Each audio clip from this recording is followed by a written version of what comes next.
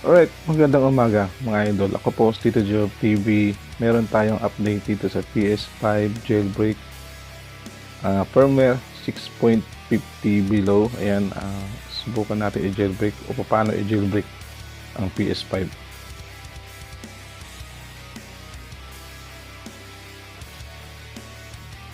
Ngayon, sa mga PS5 jailbreak 6.50, gagamit na po tayo ng disk tray, no?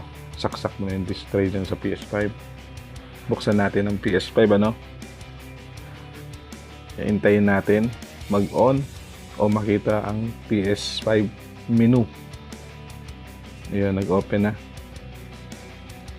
Hintay-hintay lang natin konti kasi medyo matagal yan open. Ayan.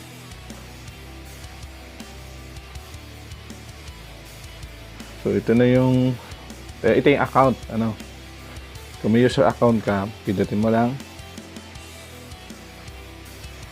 Then ito yung PS5 menu.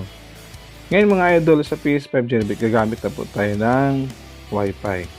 So yan ang PS5 jar loader B41.1, no?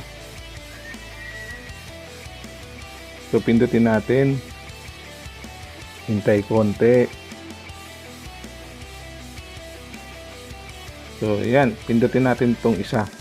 So pinakababa DMTX1, pindutin nyo lang po yan. So yan, forward konti para mabilis. Hintayin nyo lang yan mga lods na mag-pop up.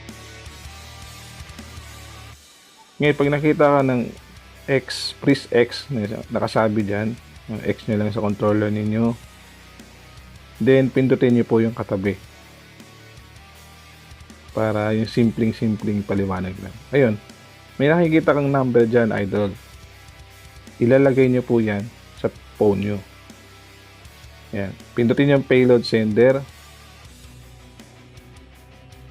Yan, pindutin nyo lang, then kung ano yung nakita mong number dun, 168.5,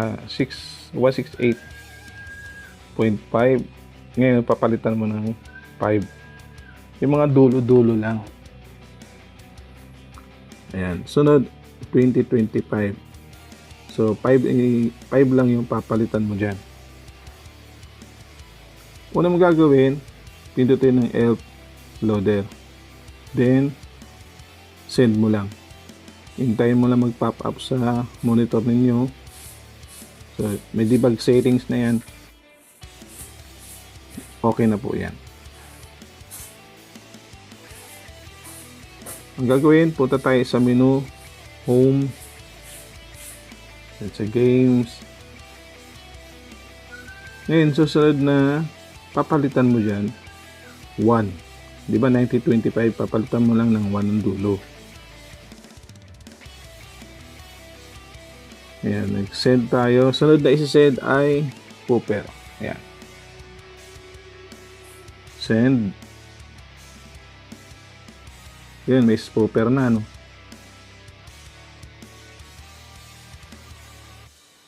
Sunod, case stop, send. Nag-pop up naman na. Ngayon, idol, ang panghuli ay yung ATN. Yan, pindutin nyo lang yan. Send. Ngayon mga lods, mga idol, medyo matagal po ang pag-send ng ATN. So hintayin lang natin. So forward natin para mabilis. So may debug, so hindi pa yan Hintayin mo pa talaga yan. So hintay lang. Forward ulit natin. So nag-pop up na yung ATN 2.0B by lightning mode. Pag nawala yun, jailbreak na siya. Punta tayo sa items flow. So forward ulit. Okay.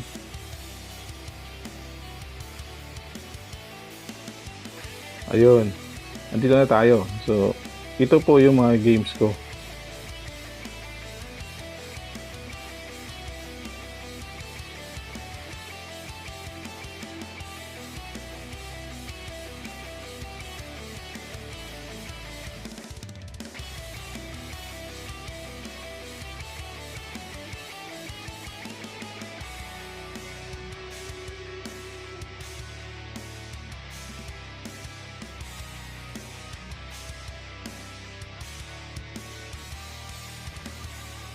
Gagawin natin mga idol, ano, magta-try tayo ng games. Buksan natin itong Dead Island.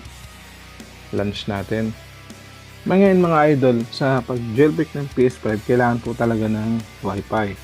So yung phone mo naka-connect din sa Wi-Fi. So yung PS5 kailangan naka blocker DNS, then hindi siya naka-auto update para hindi siya ma-update talaga.